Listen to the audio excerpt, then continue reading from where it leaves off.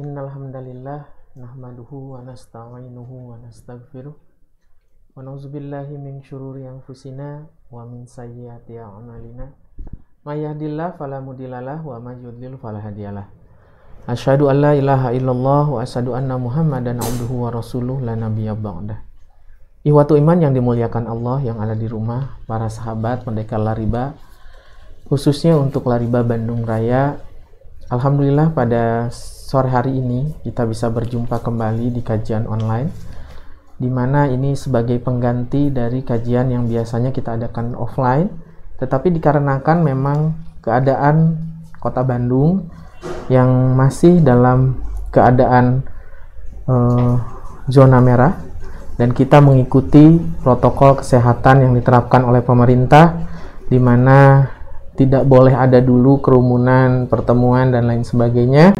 Maka inilah ikhtiar maksimal kami dalam membantu pemerintah, juga ikhtiar ketawakalan kita kepada Allah dalam menghadapi COVID-19 ini. Dan alhamdulillah para ihwatu iman yang ada di rumah, para pendekar Lariba semuanya, guru kita yaitu Kiai Haji USM Ruhyat telah hadir di studio kami, yang insya Allah kita hari ini akan membahas tentang mata pencaharian apa yang paling baik di mata syariah.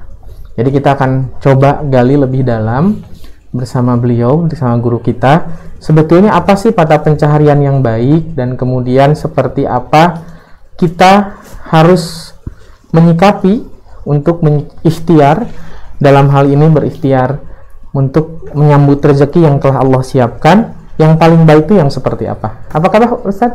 Ya. Terima kasih Pak Haji. Alhamdulillah wa syukru ala nikmatillah. Asyhadu an la ilaha illallah wahdahu la syarikalah wa asyhadu anna Muhammadan abduhu wa rasuluh alladzi la nabiyya ba'dah, amma ba'du.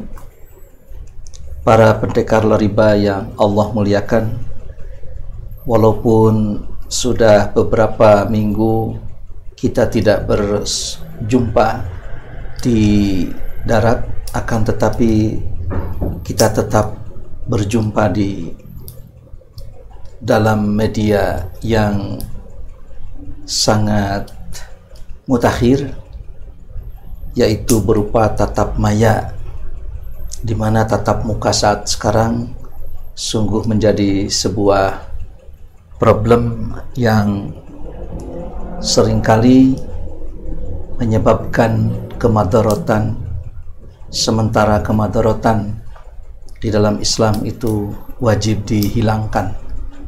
Oleh karena itu, acara ini cukup membantu dan bisa menjadi alat untuk pengobat rindu dikala kita ingin secepatnya berjumpa.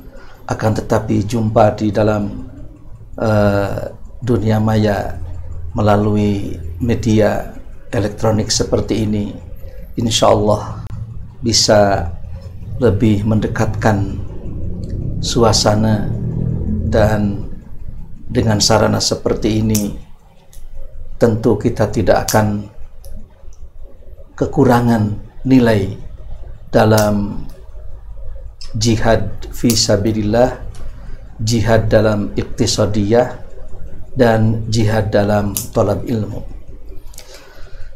Berkaitan dengan persoalan yang diberi judul, yaitu berupa mata pencaharian apa yang paling baik menurut syar'i, menurut syariat itu. Tentu sebelum kita mengupas yang berkaitan dengan mata pencaharian, terlebih dahulu barangkali harus kita cermati, yaitu berkaitan dengan mata pencaharian. Mengapa kita mesti mencari, dan mengapa hal tersebut harus dijadikan sebagai sebuah mata pencaharian. Maka dalam hal ini Allah Subhanahu wa ta'ala telah menyampaikan dalam Al-Quran surat Al-A'raf A'udzubillahi minasyaitonirrajim. Walaqad makkannakum fil ardi wa ja'alna fiha ma'aisha qalilan ma tashkurun. Sungguh kami telah menempatkan kalian itu di bumi ini, dan kami adakan di bumi tersebut ma'aish, penghidupan. Jadi bumi ini adalah tempat di mana manusia dijadikan atau ditempatkan. Jadi tempat di mana manusia itu ditempatkan di bumi tersebut. Dan bumi ini adalah tempat yang tepat. Bumi ini adalah tempat yang sesuai dengan fitrah manusia, sehingga Allah tempatkan tidak di planet lain, tidak di luar planet bumi, melainkan fil ardi. Walaqad makkannakum fil ardi. Baru setelah itu waja'alna fiha ma'aish. Kami adakan di bumi ini ma'isyah. Ma'isyah itu adalah penghidupan. Jadi bumi ini menjadi tempat tinggal dan sekaligus menjadi tempat penghidupan bagi manusia. Cuma di ujungnya ini yang kurang enak itu, Pak Haji. Qalilan ma tashkurun. Sedikit sekali kalian itu yang bersyukur. Bumi yang sedemikian rupa Allah ciptakan. Ya, karena Allah itu adalah khaliqu kulli syai'in, yang menciptakan segala sesuatu.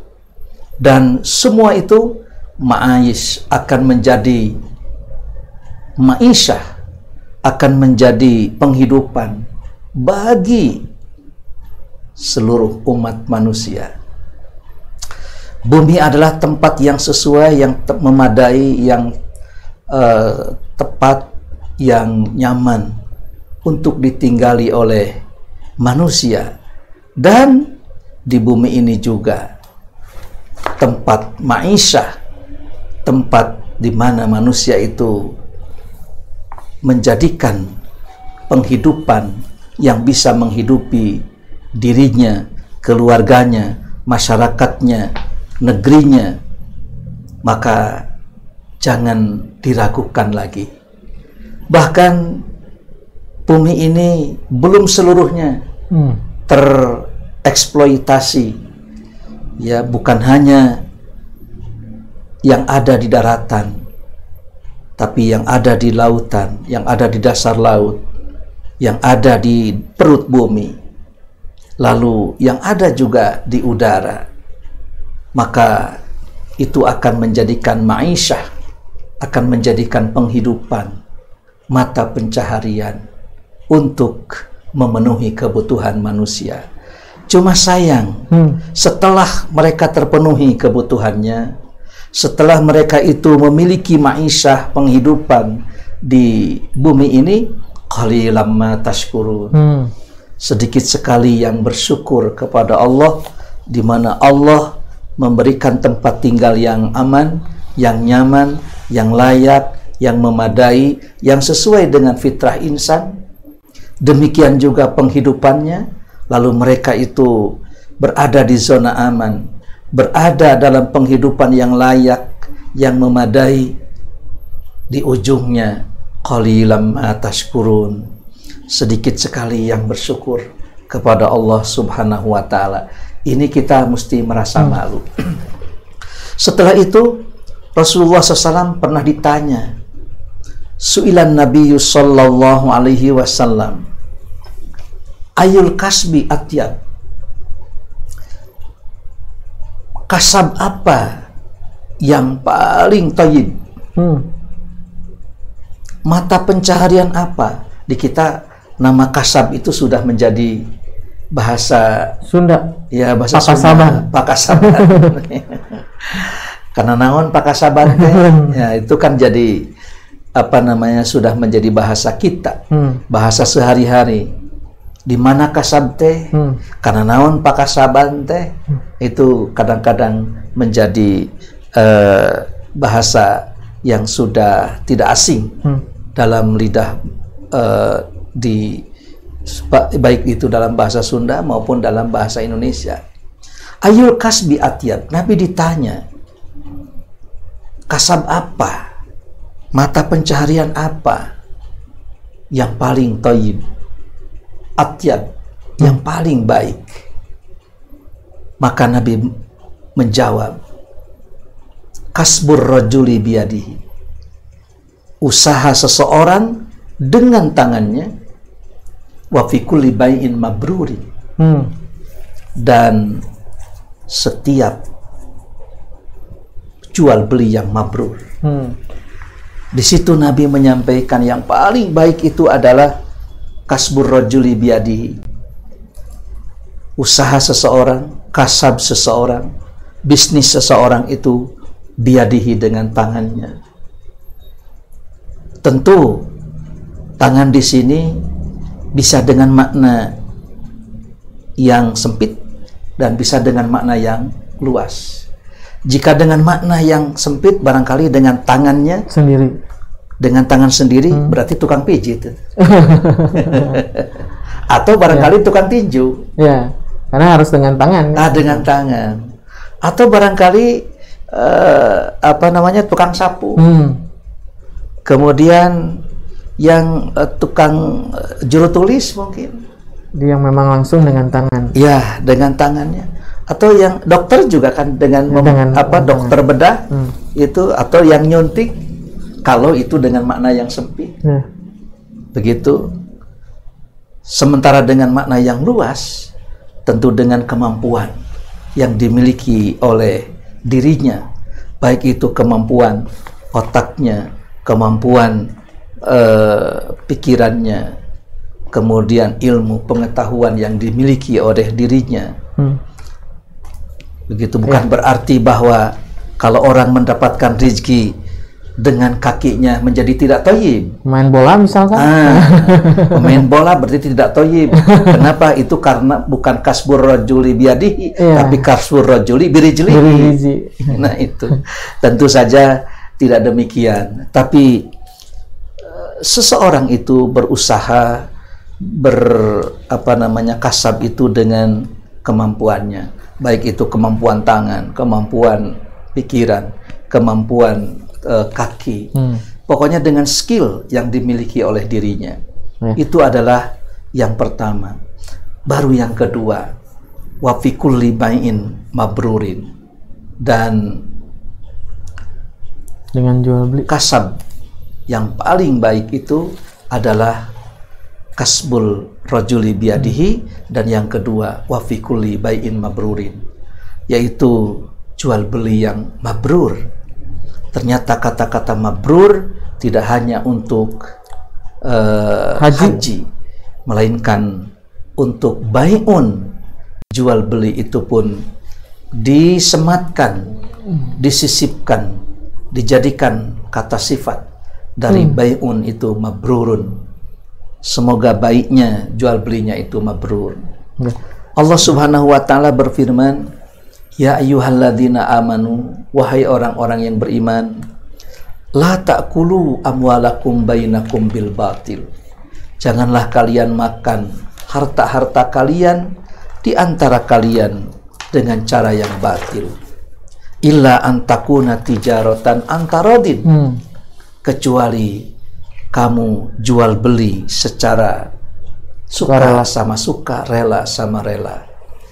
Jadi di sini Quran pun menyampaikan bahwa dilarang makan makanan yang di antara kalian itu, janganlah kalian makan di antara kalian dengan harta yang batil, ya, bil batil. Tentu di sini disebutkan la ta'kulu. Janganlah kamu makan. Janganlah kamu makan harta-harta kalian di antara kalian dengan cara yang batil. Jadi kalau makan, kalau diminum, kalau dipakai, saya mah tidak makan, cuma memakai. Saya tidak makan, cuma uang yang batil itu saya belikan rumah, saya belikan mobil, saya belikan itu, saya belikan ini. Maka yang seperti ini biasanya para ahli tafsir menyampaikan dzikru ba'di afrodil am la yukhassisuhu, menyebutkan salah satu afrod di antara afrod-afrod yang umum, ya, sebagian afrodil am itu tidak menunjukkan kepada kekhususan. Jadi bukan hanya dimakan, akan tetapi yang dimanfaatkan, yang dipakai, yang diminum, kemudian yang digunakan, yang dijadikan kendaraan, semua itu tidak boleh diambil, tidak boleh dilakukan, karena hal tersebut adalah batil.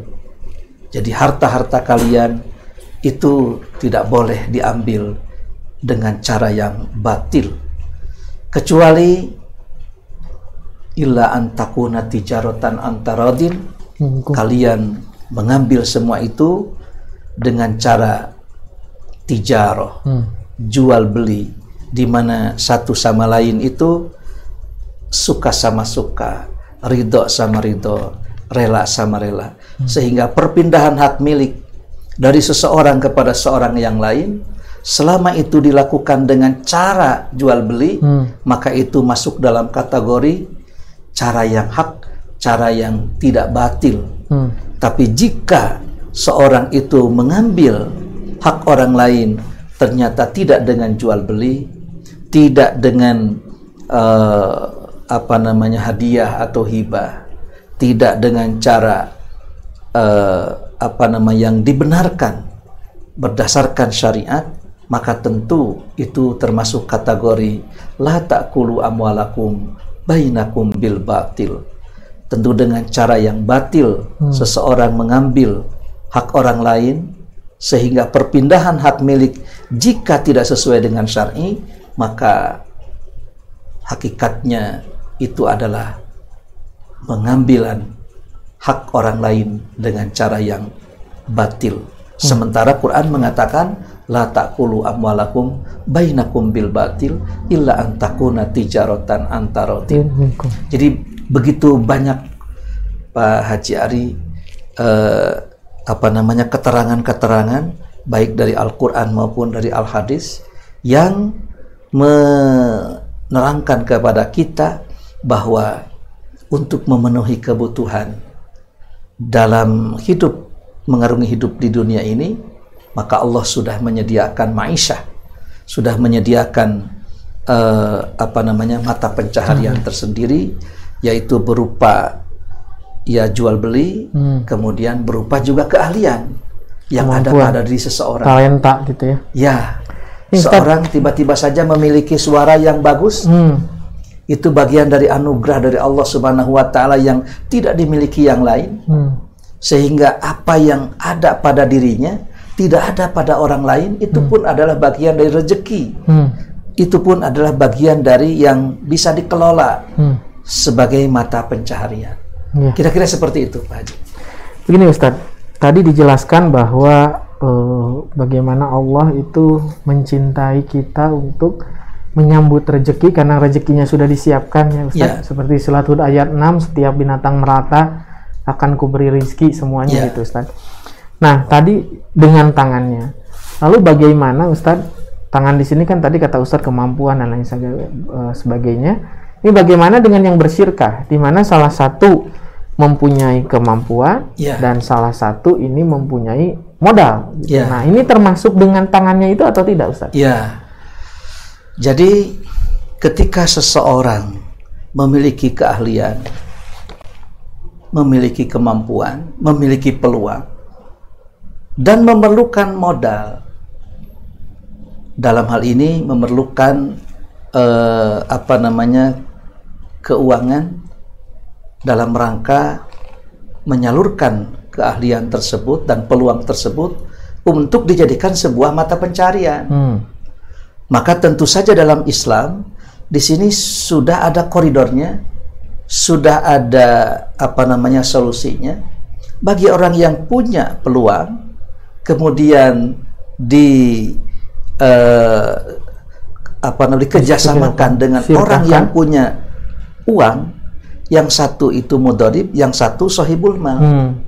Ini sebetulnya ketemu, lalu keduanya bersekutu untuk membangun sebuah persekutuan mata pencaharian, sehingga terjadilah akad syirkah antara si A dengan si B, yang punya peluang dengan yang punya uang. Dan dari situ kemudian dibikinlah akad syirkah di antara keduanya. Keduanya berjanji untuk yang punya uang sekian persen, bagi yang punya peluang sekian persen, bagi mudharib itu sekian persen, bagi sahibul mal sekian persen. Nanti akan dibuka setelah 2-3 bulan ke depan. Kemudian jika dia atau keduanya beruntung, keduanya itu akan merasakan keuntungan yang didapat.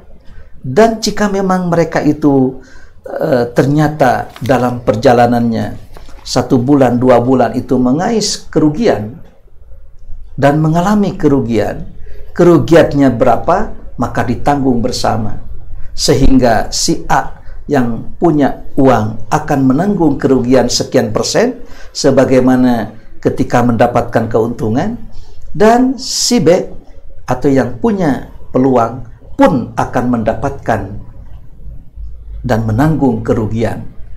Sehingga disinilah yang namanya syirkah itu akan dibagi hasil. Dan yang namanya hasil itu bisa untung, bisa rugi. Bukan membagi keuntungan, tapi membagi hasil. Yang namanya bagi hasil, mau hasilnya untung, itu dibagi, mau hasilnya rugi pun tentu akan dibagi pula. Inilah yang dimaksud dengan syirkah, dan tidak akan menjadi utang piutang. Karena di akhirnya ini, kalau rugi tidak akan jadi hutang, kalau untung pun dibagi sesuai dengan proporsi masing-masing ya Ustaz, yang telah disepakati. Betul. Nah, tadi Ustaz dikatakan bahwa dalam jual beli itu yang harus yang mabrur. Nah, kemudian ada 2 tadi bahwa harus dilakukan dengan antarodin minkum ya Ustaz.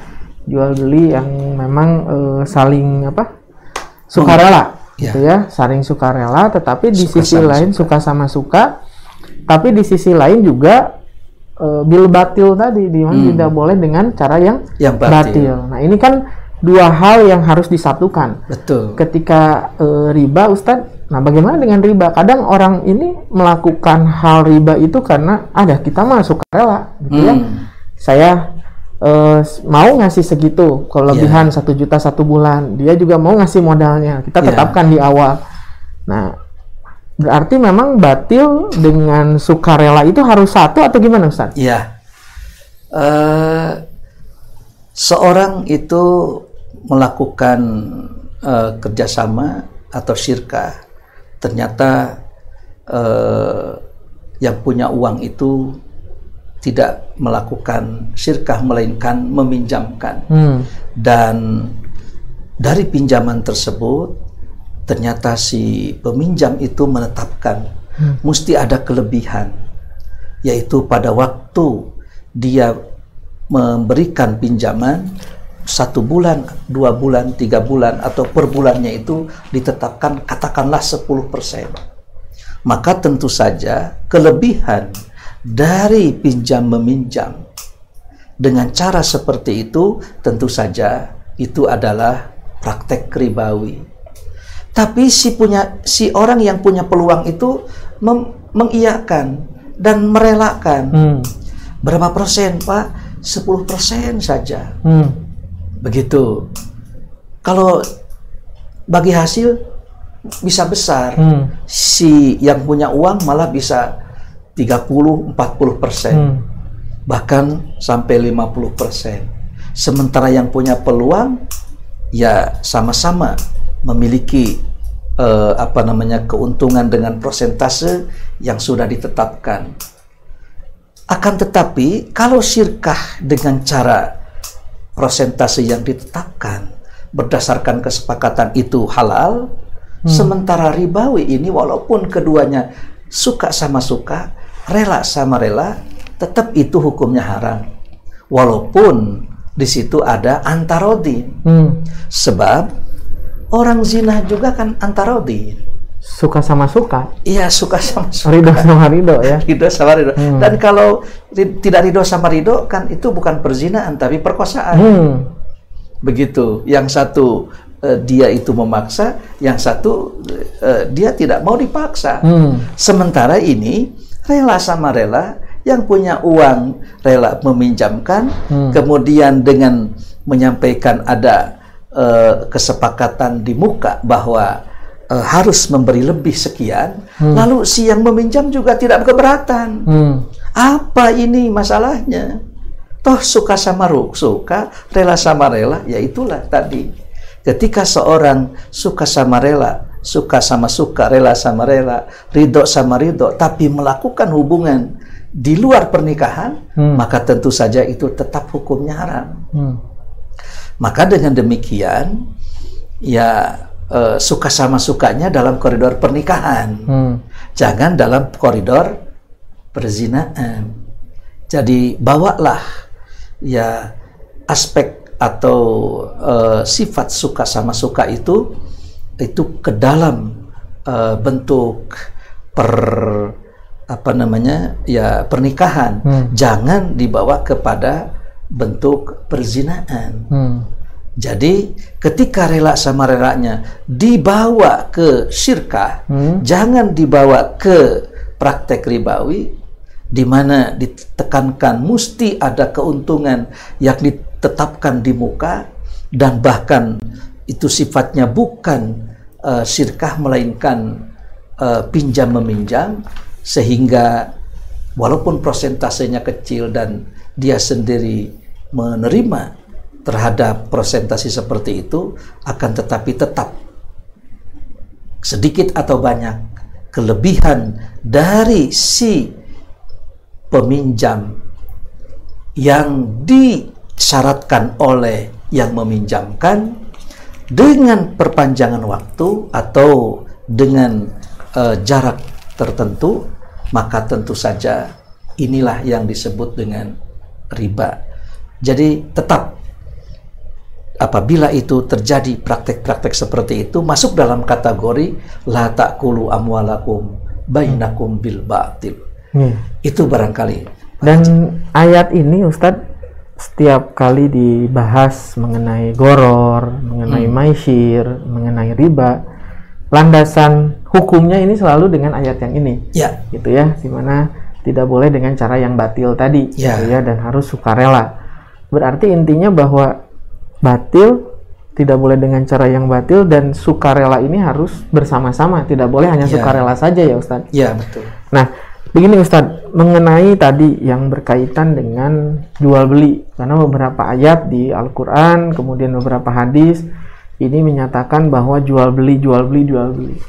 Nah, lalu bagaimana dengan seorang pekerja Ustadz? Seorang pegawai.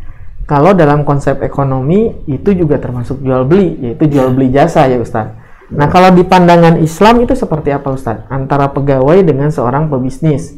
Karena katanya lebih banyak pintu rezeki yang dibuka untuk para pebisnis dibandingkan dengan para pegawai. Seperti apa Ustadz pandangan Islam tentang seorang pegawai? Karena kan kalau semuanya jadi pebisnis, siapa yang bekerja Ustadz? Apakah sama dengan ekonomi?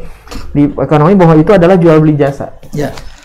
Jadi begini, berkaitan dengan goror, kemudian jahalah, maka tentu saja sering dikaitkan dengan kalimat la ta'kulu amwalakum bainakum bil batil. Janganlah kamu memakan harta-harta kamu di antara kamu dengan cara yang batil, begitu. Seorang berjual beli dengan antarodin, lalu ternyata yang punya barang itu menyimpan barangnya itu di muka itu yang kering, sementara yang basah di dalam. Begitu. Maka suatu saat Nabi Shallallahu Alaihi Wasallam lewat kepada satu katakanlah satu kedai, di mana kedai tersebut itu menjual kurma, dan kelihatan kurma itu bagus sekali, kurma kering. Lalu ketika itu Nabi menjolorkan dan memasukkan jari-jarinya, memasukkan tangannya ke dalam makanan tersebut, kurma tersebut, didapat itu ada yang basah. Lalu Nabi bertanya, ini apa? Itu terkena hujan ya Rasulullah. Kalau memang begitu, perlihatkanlah supaya orang-orang itu bisa melihatnya. Sampai di ujungnya itu, man ghasya ummati falaysa minni. Siapa orang yang menipu umatku, itu bukanlah golonganku. Artinya bahwa di sini perilaku-perilaku penjual atau katakanlah tujar, yaitu para pedagang, menjajakkan dagangannya dengan cara-cara dan perilaku seperti itu. Jika memang dia itu mendapatkan keuntungan, maka keuntungannya itu dalam hal ini, inilah mungkin yang dimaksud dengan jual beli itu mesti mabrur. Kalau memang jual beli itu mesti mabrur, jangan ada ghosh, jangan ada penipuan, jangan ada goror, jangan ada jahalah. Ketika ada jahalah, ketika ada ghosh, ketika ada goror, maka ingatlah, la ta'kulu amwalakum bainakum bil batil. Anda mendapatkan margin yang demikian banyak, keuntungannya besar, maka ternyata dengan perilaku tidak memperlihatkan barang dagangan secara terang-terangan, disembunyikan dan menyembunyikan barang dagangan yang jelek, ditutup-tutupi barang dagangan yang jelek, bukannya justru malah dijelaskan. Inilah mungkin yang dimaksud dengan mabrur, bai'un mabrurun.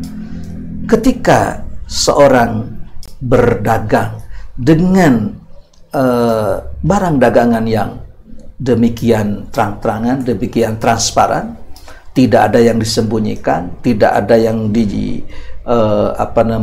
dijadikan sebagai alat penipuan, tidak ada goror, tidak ada jahalah. Jangan sampai seorang menjual kucing dalam karung, kemudian menjual ikan itu masih di kolam, maka tentu ini tidak boleh terjadi ketika seorang mengetahui ayat la ta'kulu amwalakum bainakum bil batil. Nah, adapun seorang menjadi karyawan seorang pebisnis, maka tentu saja ini bukan jual beli jasa, melainkan dia itu sebagai karyawan yang memang jasanya, tenaganya itu dibayar, begitu ya. Tapi ini tentu bukan dalam konteks tenaga, karena tenaga ini kan tidak ada ukurannya, begitu ya, tidak ada ukurannya, sehingga seorang menjadi karyawan dengan keahlian seperti ini kemudian dihargai dengan harga sekian, kasih ujroh gitu ya? Dikasih ujroh, dikasih upah, begitu. Jadi disebutnya juga kan buruh ya, disebutnya juga buruh atau upah, ujroh. Maka otomatis dia akan mendapatkan ujroh sesuai dengan keahliannya. Tukang aduk dengan tukang tembok tentu berbeda, karena tukang aduk tanpa ada orang punya ilmu tinggi pun bisa. Sementara tukang tembok harus ada keahlian. Harus ada keahlian. Kalau tidak pakai keahlian, waduh, bisa jadi temboknya tidak lurus, bisa jadi ya bangunan ini roboh. Mesti ada keahlian.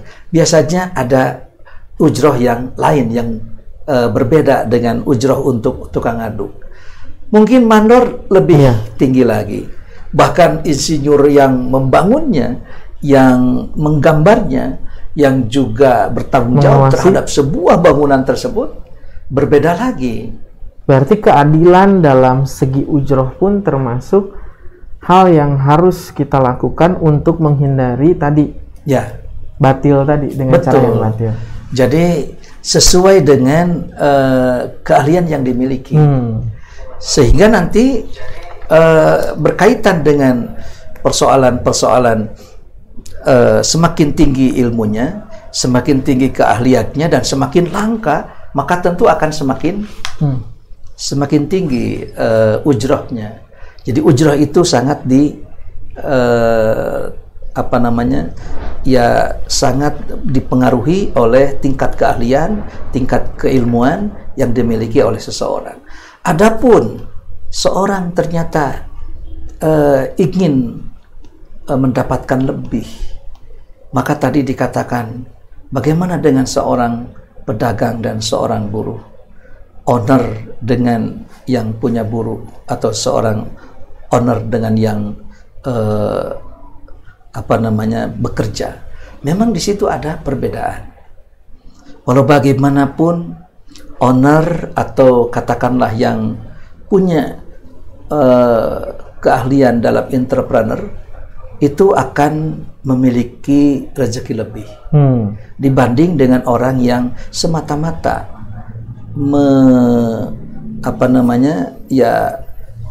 mendedikasikan keilmuannya dan keahliannya. Seperti seorang dokter, dia menekuni keahliannya, dia menekuni ilmunya, semata-mata dia menjadi seorang dokter. Tapi seorang dokter sebagai seorang entrepreneur, dia menghimpun dokter-dokter, kemudian membangun sebuah rumah sakit atau klinik, lalu dipekerjakanlah di situ para dokter, juru perawat, dan lain sebagainya. Akhirnya apa yang terjadi? Tentu saja dia sebagai seorang dokter pun dia mendapatkan keuntungan dari keahliannya, tapi dia sebagai seorang owner mendapatkan keuntungan dari seluruh itu. Otomatis dokter yang berjiwa entrepreneur maka akan mendapatkan kelebihan rezekinya dibanding hanya dengan seorang dokter yang semata-mata mendedikasikan keahlian dan kemampuan yang dimilikinya. Begitu juga seorang guru. Seorang guru dia mengajar. Kalau dia hanya mendedikasikan ilmunya, kemampuannya, tentu sebatas yang dimilikinya saja, sebatas keahliannya. Dia akan dihargai ujrohnya, dihargai upahnya, dihargai gajinya dengan mengajar mata pelajaran atau mata kuliah. Seorang dosen, seorang guru, seorang mudaris, begitu. Tapi ketika seorang guru memiliki jiwa entrepreneur, lalu dia membangun, katakanlah, ya kalau sekolah mungkin terlalu besar, katakanlah kursus saja. Privat itu ya? Privat, ya. Yang di-manage. Betul. Seorang guru bahasa Inggris kemudian mempunyai, katakanlah, lembaga kursus. Lalu dihimpunlah guru-guru bahasa Inggris. Bimbingan belajar. Kemudian adakan bimbingan belajar. Lalu ditanya satu-satu siapa saja yang punya kemampuan lebih. Kemudian si A ini ujrohnya sekian, si B ini ujrohnya sekian. Dia sendiri mendapatkan upah dari keahliannya, dan dia sendiri akan mendapatkan kelebihan dari lembaga kursus tersebut. Itu baru lembaga kursus kecil-kecilan. Apalagi yang sudah besar. Kalau dia sudah punya sekolah, lembaga pendidikan, bukan hanya dari lembaga pendidikan tingkat dasar, tapi sampai ke perguruan tinggi. Dan ini sebetulnya dimiliki oleh para konglomerat sekarang. Rata-rata mereka itu mempunyai lembaga pendidikan. Memanfaatkan punya lembaga pendidikan dari mulai dasar sampai perguruan tinggi, juga mempunyai perbankan, kemudian mempunyai pabrik dan lain sebagainya. Sehingga pantas kalau di kita itu ada sekian banyak orang yang menguasai rezeki di negeri ini melebihi dari sekian juta rakyat Indonesia.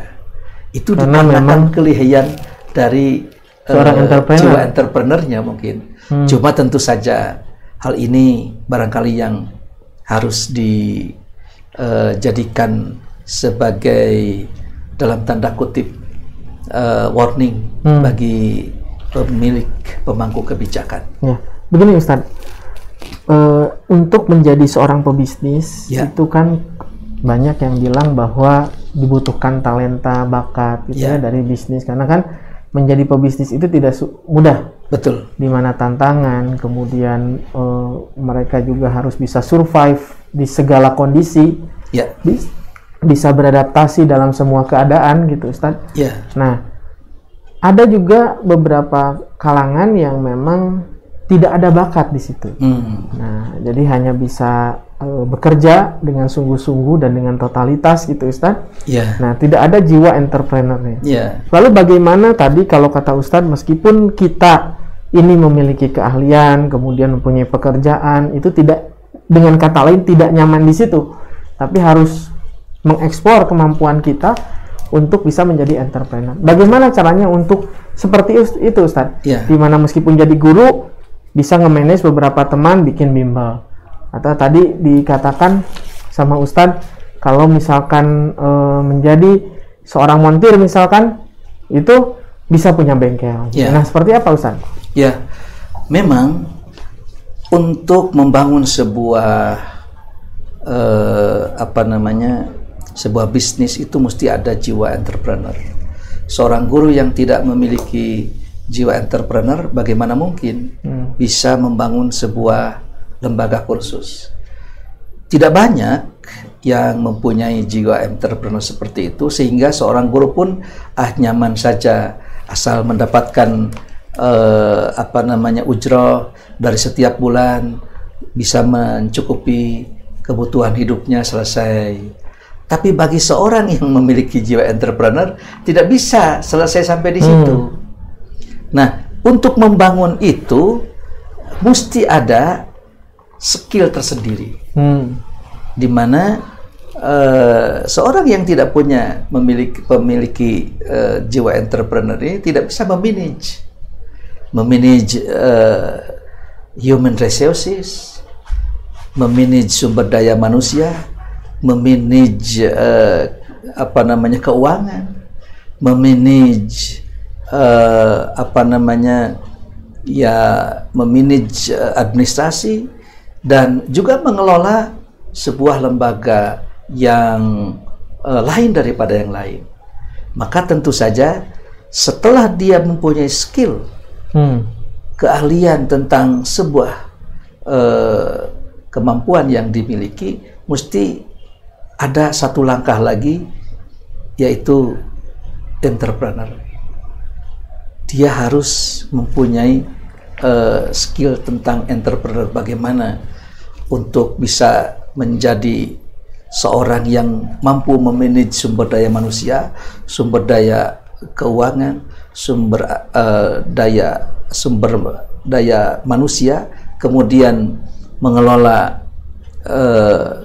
lembaga, memanage, mengelola keuangan.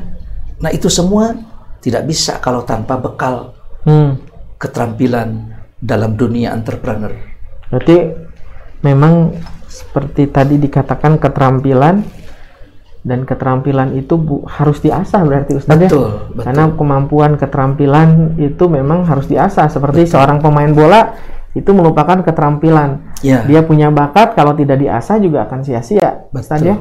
Gitu. Betul. Nah, ini Ustadz ada pertanyaan nih dari Ikhwatul Iman. Jadi Ikhwatul Iman semuanya, apabila para Ikhwatul Iman yang ada di rumah, para pendekar lariba yang ada di rumah ingin menanyakan kepada Ustadz Uus tentang hal-hal yang berkaitan dengan muamalah, berkaitan dengan ekonomi syariah, atau berkaitan dengan hal-hal lain, insya Allah kita akan menerima, bisa melalui Japri kepada call center kami, dan juga bisa di grup Lariba Bandung Raya juga bisa, ya. Nanti akan kita bahas di saat acara. Nah, ini Ustadz,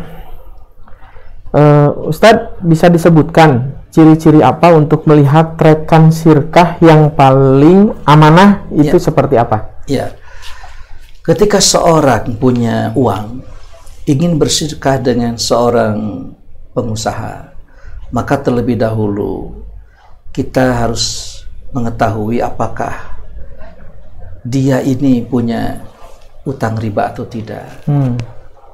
Ketika dia itu memiliki tanggung jawab atau memiliki utang riba, ini sudah menjadi problem.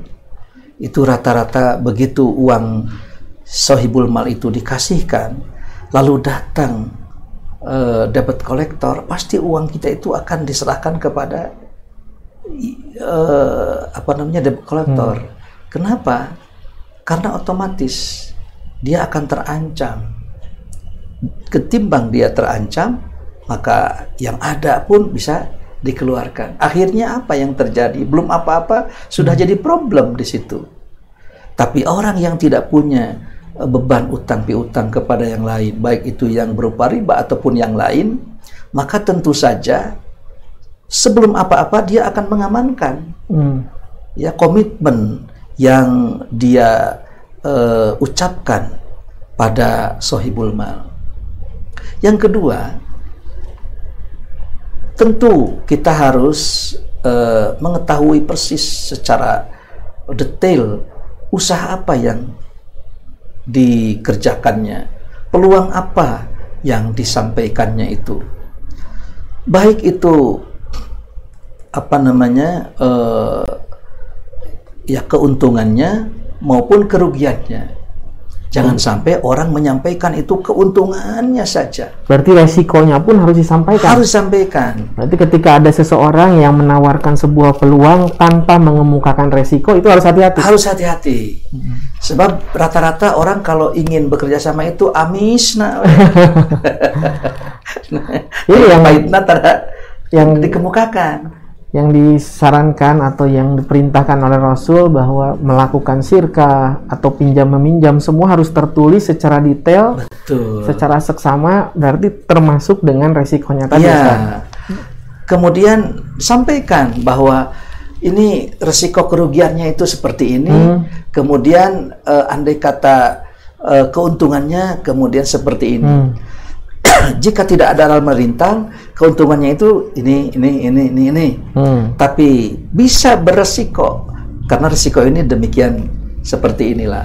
Lalu nanti si sohibul mal misalnya mengusulkan kepada pengelola, kepada mudharib, kalau begitu uang saya itu jangan dimasukkan ke resiko yang ini, supaya resiko ini tidak demikian. Maka otomatis si pengelola itu harus menerima usul tersebut, dan si pengelola itu tidak boleh keluar dari komitmen tersebut. Misalnya uang yang saya kerjasamakan untuk Anda ini tidak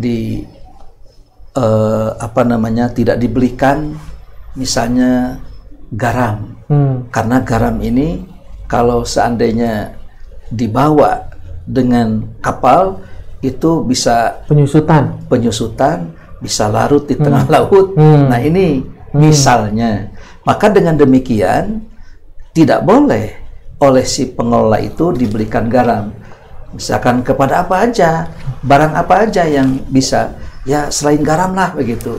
Artinya bahwa di situ seorang yang punya peluang itu bisa memanfaatkan kecuali garam. Jadi hal-hal yang seperti ini nanti kita tuangkan dalam bentuk akad, dalam bentuk sebuah komitmen, dan resiko-resiko yang detail disampaikan. Ketika memang ada terjadi kerugian yang bisa diterima secara akal sehat, maka keduanya memaklumi. Tapi tentu kalau rugi terus-menerus, mundur.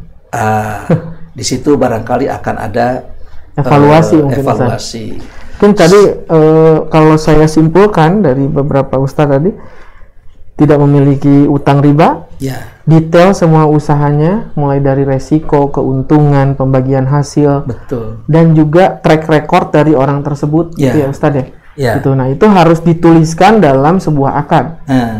Jadi nanti amanah si sohibul yang mudharibnya itu juga amanah, jujur, karena memang dalam syirkah ini kalau tidak ada trust, tidak ada kepercayaan, karena distrust ini otomatis akan, walau bagaimanapun itu akan mengganggu kepada sohibul mal, dan sohibul mal tidak akan mengeluarkan pembiayaannya selama dia tidak dipercaya. Begitu. Inilah yang mengapa Allah, aku ada di antara dua orang yang berserikat dan akan meninggalkannya ketika salah satu hianat gitu ya Ustaz. Ana salisus syarikain. Aku ini ketiga dari dua orang yang bersekutu. Aku ini ketiga dari dua orang yang berserikat, yang bersyirkah. Selama seseorang atau yang satu itu tidak berkhianat kepada yang lain. Tapi ketika itu terjadi, maka Allah hengkang.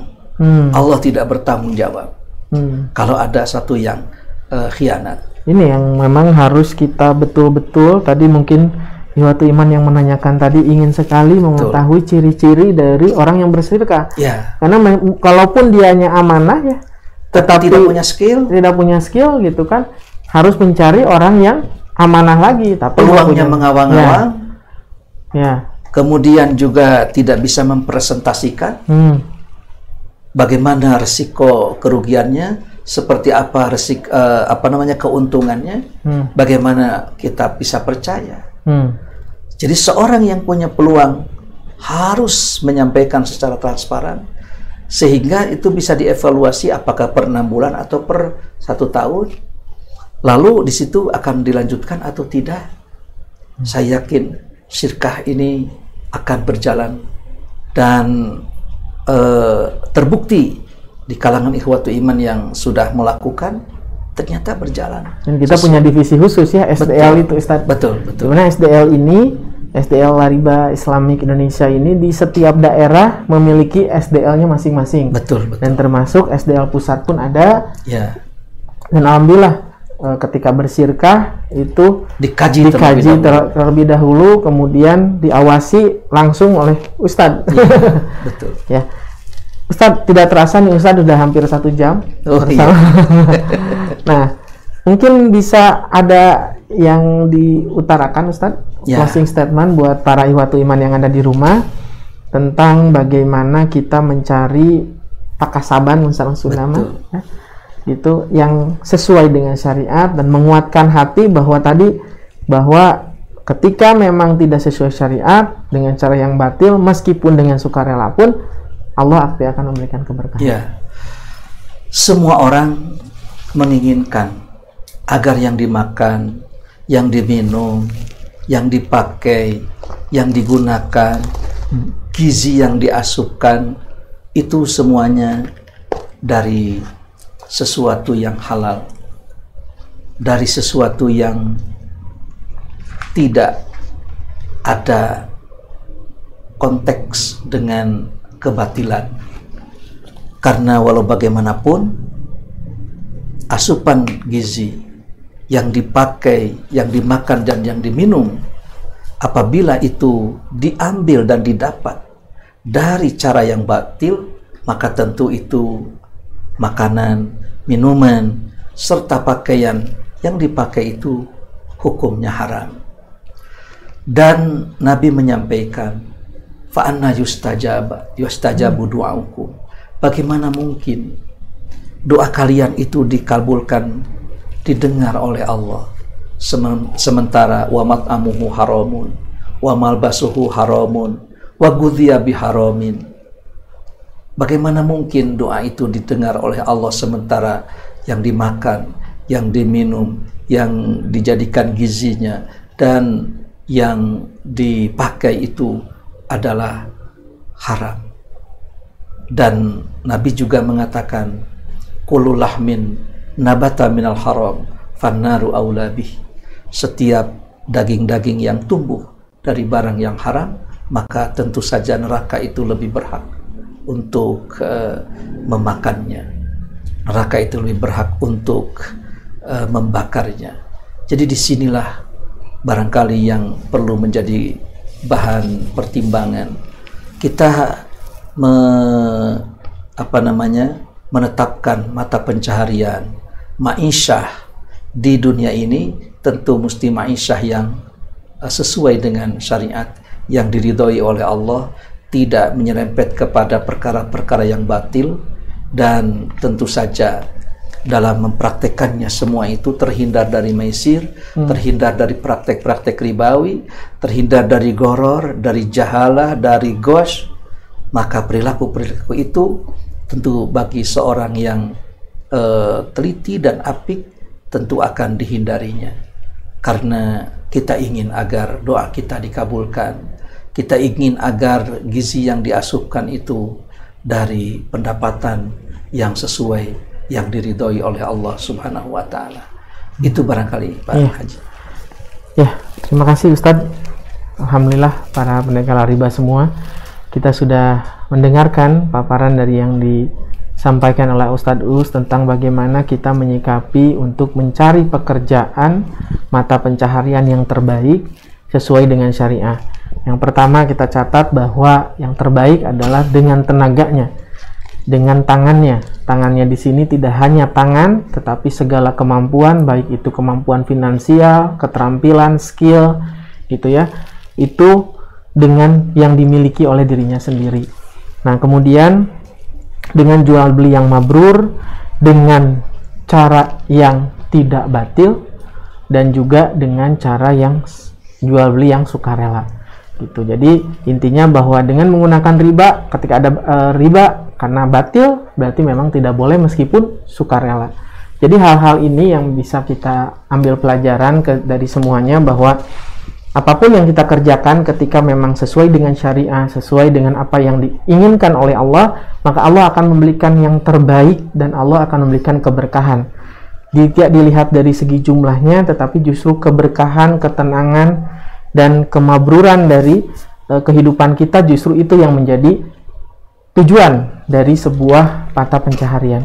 Mungkin itu yang bisa disampaikan oleh kami. Terima kasih untuk semua kru yang bertugas, dan mohon maaf apabila ada kesalahan, dan kami tunggu pertanyaannya untuk bisa disampaikan melalui call center kami, atau bisa melalui grup juga, bisa melalui Kang Jenal, atau juga bisa melalui Kang Dika, untuk bisa menyampaikan pertanyaan-pertanyaan yang akan kita bahas. Insya Allah minggu depan sudah mulai kita bahas ya Ustadz, ya, tentang hadis-hadis yang berkaitan dengan Kitabul Buyu.